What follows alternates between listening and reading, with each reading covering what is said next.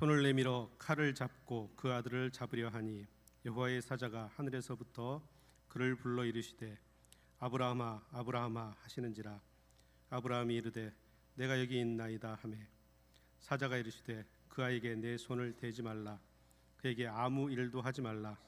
내가 내 아들 내 독자까지도 내게 아끼지 아니하였으니 내가 이제야 내가 하나님을 경외하는 줄을 아노라. 아브라함이 눈을 들어 살펴본즉 한 순양이 뒤에 있는데 뿔이 수풀에 걸려 있는지라. 아브라함이 가서 그 순양을 가져다가 아들을 대신하여 번제로 드렸더라.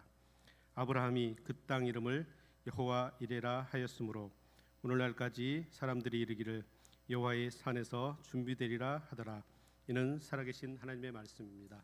아멘. 우리 선포된 하나님의 말씀 창세기 22장 10절 이하의 말씀으로 여호와 이레라는 제목으로 하나님의 말씀을 나누겠습니다. 여러분 한 주간 어떻게 성경 읽기 계속 동참하고 계신지 모르겠습니다. 혹시 아직 성경 읽기 동참하지 못하신 분들은 초반이니까 포기하지 말고 여러분 성경 통독에 도전해 보시면 좋을 것 같아요. 한 집사님과 식사하는 자리에서 그러시더라고요.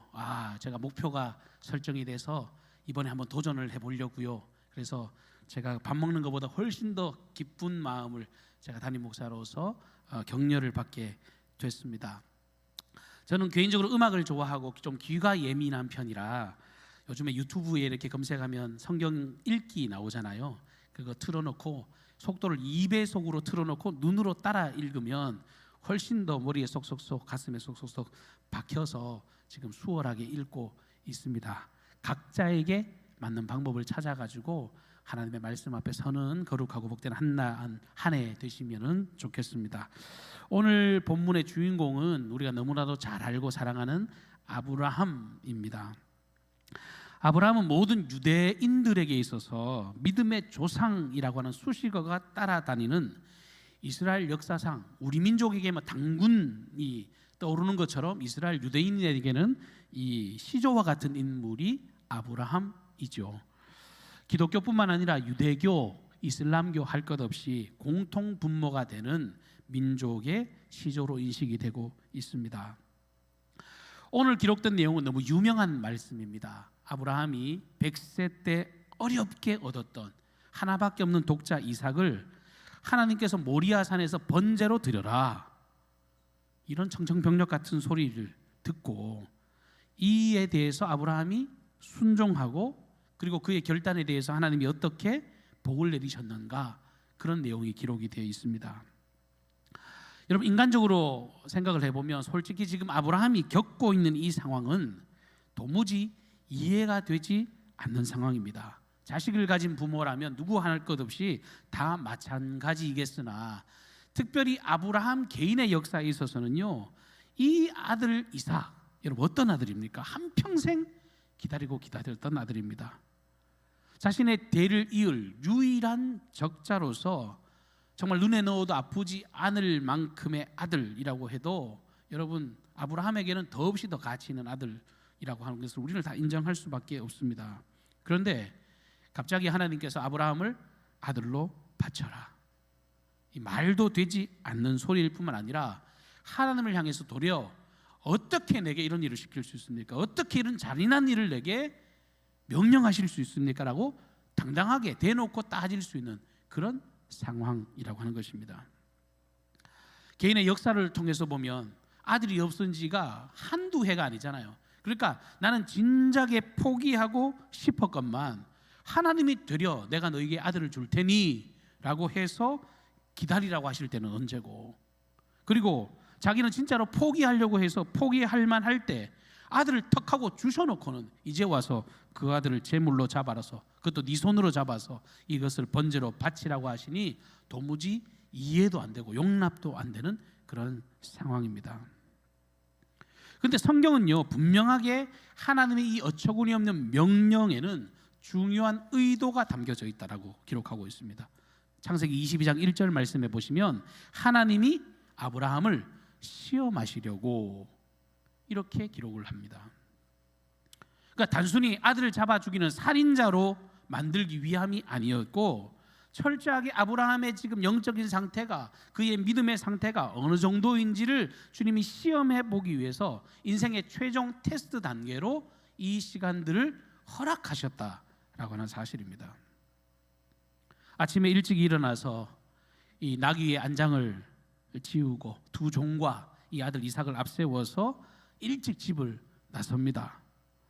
근데 가는데 이 주책스러운 아들이 아버지한테 이렇게 물어요. 아버지, 하나님께 제사하기 위해서 가신다는데 어떻게 이렇게 번제할 그 장작은 이렇게 많이 준비해서 가는데 도대체 번제할 어린 양은 어디에 있는 겁니까? 어렵게 말을 꺼냈겠지요. 그래 아들아, 걱정하지 마라. 번제할 어린 양은 하나님이 다 미리 준비해 두셨을 거야. 여러분, 이 남의 말이니까요. 우리 박홍주 장로님 아멘도 나오시지.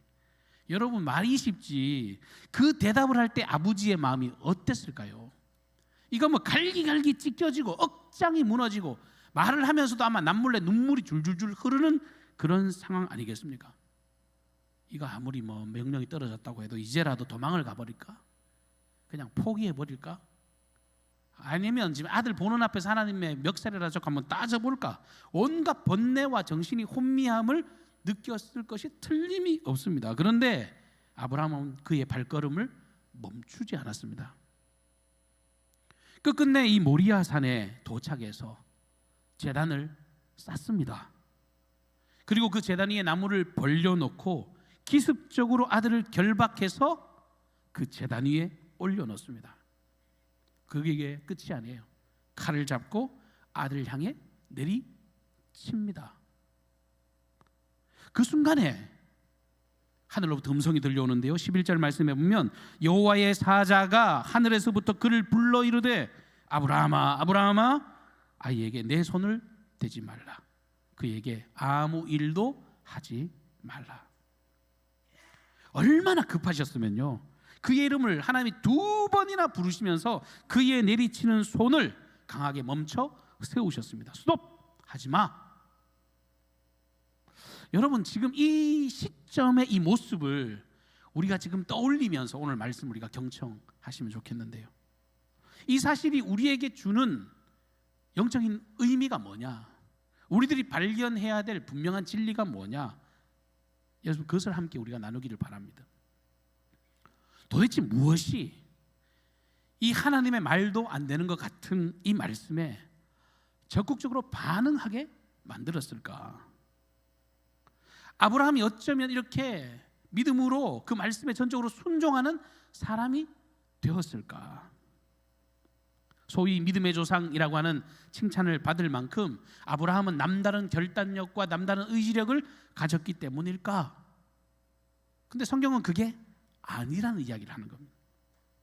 그의 의지가 강하고 그의 신념이 확고하고 그가 대쪽 같은 사람이기 때문에 이런 일을 행하는 것이 아니다라고 하는 사실을 성경은 우리에게 말씀하면서 우리에게도 동일한 삶을 적용해 가시기를 원하십니다. 우리는 이 비밀을 풀기 위해서요, 창세기 12장으로 거슬러 올라가 봐야 합니다. 하나님께서 아브라함을 처음 부르셨을 때 그 자리, 창세기 12장 1절과 2절 말씀을 보시면 여호와께서 아브라함에게 이르시되 너는 너의 고향과 친척과 아버지 집을 떠나 내가 내게 보여줄 땅으로 가라. 내가 너로 큰 민족을 이루고 내게 복을 주어 내 이름을 창대하게 하리니 너는 복이 될지라. 처음 부르셨을 때의 장면입니다. 그런데 성경을 가만히 보면요, 여기는요 애시당초 이름이 조금 다르게 기록이 돼 있죠. 처음 그를 부르셨을 때 그의 이름은 아브람이었습니다. 아브람이라고 하는 이름은 창세기 17장에 가서 비로소 아브라함이라고 하는 말로 변경이 되어지고 이때는 틀림없이 이름이 달라요. 아브람이라는 말은 존귀한 아버지, 큰 아버지 이런 의미를 담고 있는 이름입니다. 그러니까 아버지가, 그러니까 아브람의 아버지인 데라가 그의 이름을 지어줄 때 소위 성공하기를 바라면서 잘 되기를 바라면서 그의 아버지가 그에게 좋은 이름을 지어준 것입니다. 우리가 쉽게 이야기하기를 야 대박이 딱 하면 네 인생 진짜 대박 나라 그런 마음으로 좋은 이름을 지어줬다는 말이에요. 아브라함 어릴 때 살던 동네는요 이 갈대아 우르라고 하는 지역이었는데 남부 메소포타미아 지역, 이 유브라테스 강과 티그리스 강이 만나는 매우 비옥한 지역, 현재 이라크 남부 지역에 해당하는 그런 땅입니다. 당시 갈대아 우르는 수메르의 수도로서 상업이 번성했고요, 수많은 교역이 일어났던 물류 중심 허브였습니다. 그리고 달신을 숭배하는 사상이 많이 있고, 우리가 뭐 성경 동화책 같은 데 보면 이 바벨탑, 이게 나선형으로 지어진 거 있잖아요. 그런 바벨탑의 원형으로 보여지는 지구라트라고 하는 것이 굉장히 많은 지역이었습니다. 그러니까 굉장히 종교적인 지역이었고 어떤 무역과 상업이 활발한 그런 지역이었습니다. 아브라함이 어떻게 살았는지 어릴 때 과거의 기록이 성경에 없어서 정확한 답은 줄 수 없지만 여호수아 24장 2절 말씀에 보면 그의 어린 시절의 유일한 삶의 단서가 하나 기록이 되어 있는데 성경이 이렇게 기록합니다. 아브라함의 아버지 나홀의 아버지 데라가 강 저쪽에 거주하며 다른 신들을 섬겼으나. 어떻게 살았는지, 뭐 먹고 살았는지는 몰라도요, 분명한 것 한 가지는 그 가정은 옛날부터 우상 섬기던 가정이었다. 세상 이방 신들을 섬기는 가정이었다. 유대인들의 전승, 뭐 토라 같은 데 보면 아브라함이 자기 탈무드 같은 데 보면 아버지가 우상을 만들고 팔던 사람인데 그거 뭐 때려 부쉈다라고 하는 그런 이야기들 한 번쯤은 들어보셨죠. 그러니까 뭐 성경에 기록된 이야기는 아닙니다만 유대 전승에는 이런 이야기들이 기록이 되어 있어서 오늘 이 말씀의 그 진위를 좀 뒷받침하고 있죠. 정확하게 어떤 우상을 섬겼는지 모르겠습니다. 그러나 분명한 것은 이 아브라함에게 오늘 하나님이 처음 찾아가서 그에게 음성을 들려주셨을 때, 너는 너희 본토 친척 아버지 집을 떠나라, 그 음성이 들려왔을 때 이 아브라함은 하나님을 알지도 못했고 믿지 않았다라고 하는 사실입니다. 우리가 이런 이야기를 들으면 의심이 돼요. 우리게 좀 선입견 같은 게 있잖아요. 내가 알던 아브라함은 그런 아브라함이 아닌데 아브라함이 그랬을 리가 없잖아. 좀 낯설게 다가와요. 왜 그러냐면 히브리서 11장 8절 말씀에 보면 믿음으로 아브라함은 부르심을 받았을 때에 순종하여 장래 유업으로 받을 땅에 나아갈새 갈 바를 알지 못하고 나아갔으며, 이렇게 그의 삶을 평가하고 있거든요. 그러니까 이 말씀을 근거로 아브라함은 틀림없이 믿음을 가지고 그 땅을 떠났을 거야. 고향을 떠날 때 하나님을 바라보는 믿음이 있었어 라고 생각을 합니다. 그리고 왠지 아브라함은 꼭 그래야만 할 것 같아 보여요. 그런데 아브라함이 무조건 믿음을 가졌다, 순종했다, 맹목적으로 그렇게 보기는 어렵습니다. 왜 그런가 하면 정황상 모두가 다 우상 숭배하는 지역의 집안 전체가, 아버지가 정말 모든 혈육이 다 우상 숭배하는 가정에서 믿음을 가진다는 게 여러분 가능할까요? 혼자만 교회 다녔을까? 아니에요. 여러분 애시당초 불교 집안, 무속 집안에서 태어나고 자랐는데 어느 날 갑자기 화장실 갔다 오다가 여러분 어떤 믿음이 생겼다라고 하는 것은 납득이 되지 않는 이야기입니다. 그런 상태에서 아브라함에게 하나님이 찾아가 일방적으로 명령을 하신 겁니다. 본토 친척 아버지 집을 떠나라. 내가 너에게 보여줄 땅으로 가라. 그러면 너 엄청나게 큰 복을 받고 너는 큰 민족을 이루게 될 것이다. 그럼 왜 떠났을까요? 미루어 짐작컨대 여러분 당신은요 족장 사회입니다. 자기 집안을 떠난다는 건요 죽음을 담보로 하는 겁니다. 나가다가 무슨 일을 겪을지 아무도 몰라요. 그런데 이렇게 두려운 상황인데도 왜 떠났을까? 믿음도 없었는데 그러면 왜 떠났을까? 저는 이렇게 상상이 되어져요. 어느 날 갑자기 청천벽력 같은 어떤 영적 신비한 경험을 하는 거예요. 한 번도 들은 적도 없고 본 적도 없고 정말 충격적인 어떤 신을 대면하고 난 뒤에 그의 음성을 들었을 때 막연함, 불안감, 초조함, 뭔가 찝찝함, 뭔가 희열도 있겠죠. 큰 복을 준다는데 근데 나가면 죽을지도 모르는데 왠지 들어야 될 것 같고 그런 마음이 드는 거예요. 무엇보다도 제가 성경을 근거로 해서 말씀을 드리는데 아브라함이 믿음 없이 출발했다는 가장 확실한 증거가 뭐냐면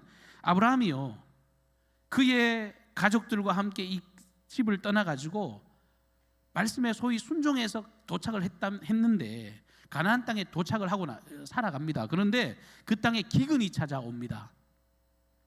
창세기 12장에 바로 명령을 듣고 난 뒤에 이어지는 말씀이 뭐냐면 그 땅에 기근이 왔다라고 하는 이야기가 연결되어집니다. 그러면 믿음으로 떠났던 사람이라면 잠시 잠깐의 어려움이 있다고 해서 그렇게 흔들리거나 넘어지지 않았을 겁니다. 그것도요, 급하게 바로 마음을 바꿉니다. 기근을 피해서요, 가나안을 떠나 그는 바로 애굽으로 피신합니다. 애굽으로 피신하면서 걱정이 밀려왔습니다. 야, 내 아내 사라가 예쁜데 괜히 그 애굽 땅에 가서 외간 남자들에게, 혹시 애굽의 왕에게 내 부인 뺏기지 않을까? 그리고 내 괜히 또 부인 앞에 부인 때문에 나도 죽지 않을까? 그런 두려움이 찾아와서 아내에게 당부합니다. 당신 내 여동생이라고 말해. 절대 내 아내라고 말하지 마. 여동생이라고 말하라고 신신당부합니다. 속입니다. 여러분, 이런 모습을 보면요, 아브라함에게 무슨 이뻐 보이는 구석이 있으세요? 칭찬받을 만한 어떤 자격이 있어 보입니까? 거짓말, 비굴함, 그저 자기의 안위만을 생각하는 그런 연약한 인생에 불과합니다.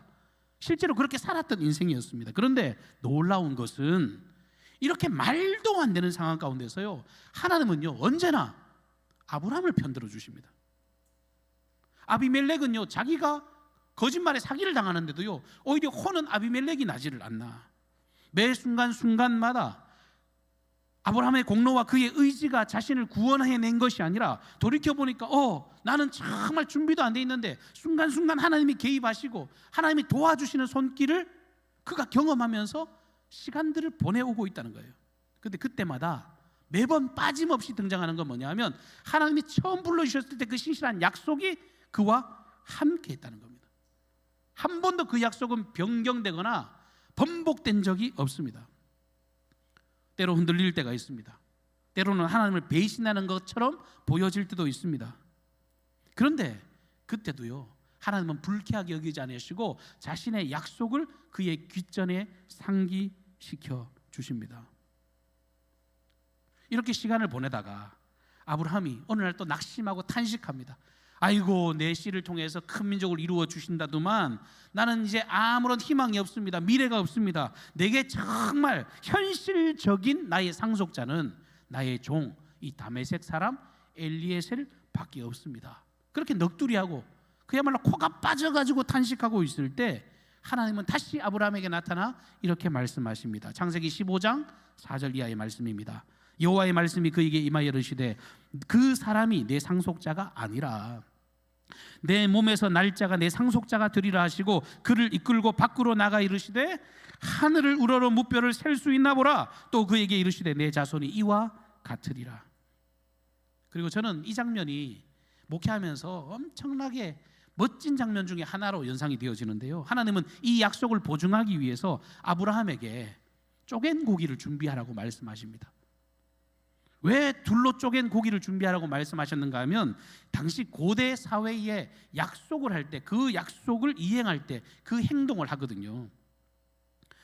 고기를 2개를 쪼개놓고 뭐 소를 한 마리 잡아놓고 반띵을 내놓고 그 사이에 약속 당사자가 손을 붙잡고 그 사이를 걸어가는 겁니다. 너랑 나랑 약속했어? 너랑 나랑 이 약속 깨면 오늘 이 쪼갠 고기처럼 죽을 줄 알아? 너도 쪼개져도 우리는 아무런 대꾸를 할 수 없는 거야. 쪼갠 고기 사이를 손을 잡고 걸어가면서 그 약속을 확증하는데, 창세기 15장에 보면요, 아브라함의 의지와 상관없이, 아브라함의 대답과 상관없이, 아브라함의 어떤 반응과 상관없이 하나님이 일방적으로 그 쪼갠 고기 사이를 횃불로 휙 하고 지나가십니다. 네가 지키든 안 지키든 상관없어. 나는 내게 한 그 약속을 내가 지키겠다. 하나님은 그 약속을 그 어려움과 낙심 속에 있는 아브라함에게 일방적으로 해주셨습니다. 늘 조급한 마음에 참다 못해서. 그럼에도 불구하고 아브라함은 사라의 권유로 이 몸종 하갈을 얻어서 이스마엘이라는 아들을 낳게 되잖아요. 순간 적당히 타협해서 다른 방법을 찾았던 그에게 일순간의 기쁨을 얻었을지는 모르겠습니다. 그런데 그건 내 방법이 아니라고 하나님은 오히려 그에게 다시금 약속을 상기시켜 주십니다. 아브라함의 나이 99세, 사라의 나이 89세. 여러분, 생물학적으로는요, 도무지 기대도 소망도 없는 상태에서 또다시 하나님은 그들에게 나타나서 말씀하십니다. 창세기 17장으로 이제 넘어오죠. 보라, 내 언약이 너와 함께 있으니 너는 여러 민족의 아버지가 될지라. 이후로는 내 이름을 아브라함이라 하지 아니하고 아브라함이라 하리니 이는 내가 너를 여러 민족의 아버지가 되게 함이니라. 하나님 대단하시지 않습니까? 여전히 의심하고 두려움에 빠져있는 아브라함의 이름을 아브라함, 즉 열국의 아버지로, 모든 민족의 조상으로 너를 세워주겠다고, 너를 향한 나의 언약은 반드시 성취될 것이라고 약속하고 계십니다. 그래도 아브라함 못 믿습니다. 성경을 보면요, 답답해 미칠 지경입니다. 아브라함도 안 믿어지고 사라도 안 믿어지고 이 사실이 도대체가 믿어지지 않아요. 재밌는 건요, 창세기 17장 17절에 보면 아브라함이 엎드려 웃으며 마음속으로 이르되 100세 된 사람이 어찌 자식을 낳으리까? 사라는 90세니 어찌 출산하리요? 하고 아브라함이 이에 하나님께 아뢰되 이스마엘이나 하나님 앞에 살기를 원하나이다. 됐어요. 하나님 좀 웃기지 마세요. 좀 하나 충분합니다. 이제 이스마엘이 있으니까 이스마엘만 데리고 살아도 되니까 이제 그만 웃기세요. 창세기 18장에 보면요, 11절 12절 말씀에 보면 아브라함과 사라는 나이가 많아 늙었고 사라에게는 여성의 생리가 끊어진지라. 사라가 속으로 웃고 이르되 내가 노쇠하였고 내 주인도 늙었으니 내게 무슨 즐거움이 있으리까? 현실을 말한 겁니다. 현실을, 자기가 겪고 있는 현실을 말한 겁니다. 뻥튀기한 게 아니라 있는 그대로 자기의 상태를 이야기한 것입니다.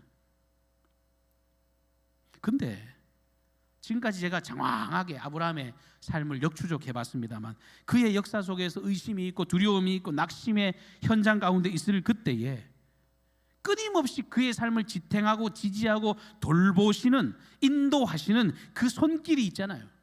바로 우리 하나님의 열심히 여기까지 그의 삶을 이끌어 오셨다는 사실입니다. 결국은 누가 이겨요? 하나님의 말씀대로 됐습니다. 아브라함의 생각이 아니라, 그의 현실이 아니라 결국에는요, 하나님의 약속대로 그는 약속의 자녀 이삭을 얻게 된 것입니다. 창세기 21장 5절과 6절 말씀입니다. 아브라함이 그의 아들 이삭이 그에게 태어날 때에 100세라. 사라가 이르되 하나님이 나를 웃게 하시니 듣는 자가 다 나와 함께 웃으리로다.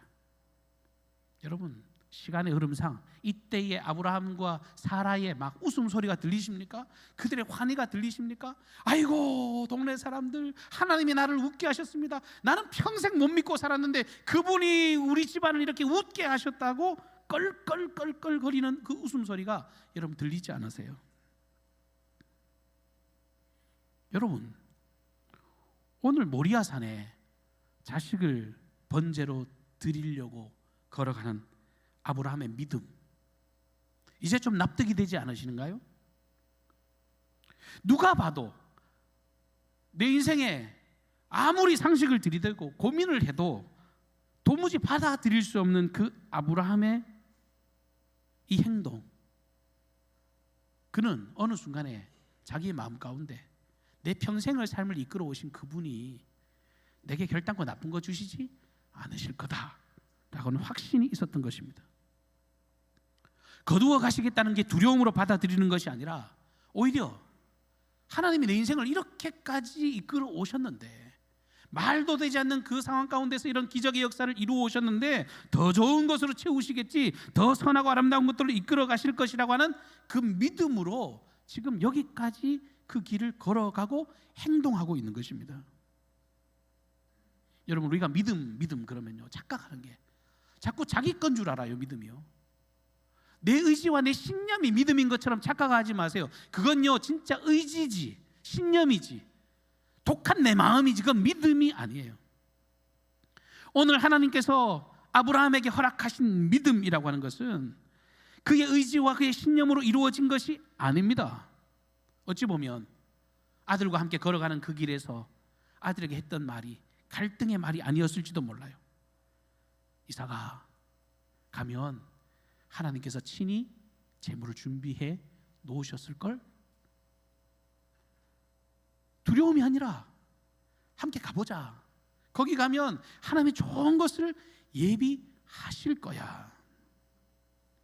벌써부터 이 믿음이 확인되어지는 순간 칼을 들어서 그 아들을 향해 내리치는 그 행동의 모습이 오히려 하나님의 일하심을 기대하고 똑똑히 바라보는 믿음이 확인되어지는 그 순간에 오늘 주님은 그의 믿음을 인정하시고 칭찬하셨습니다.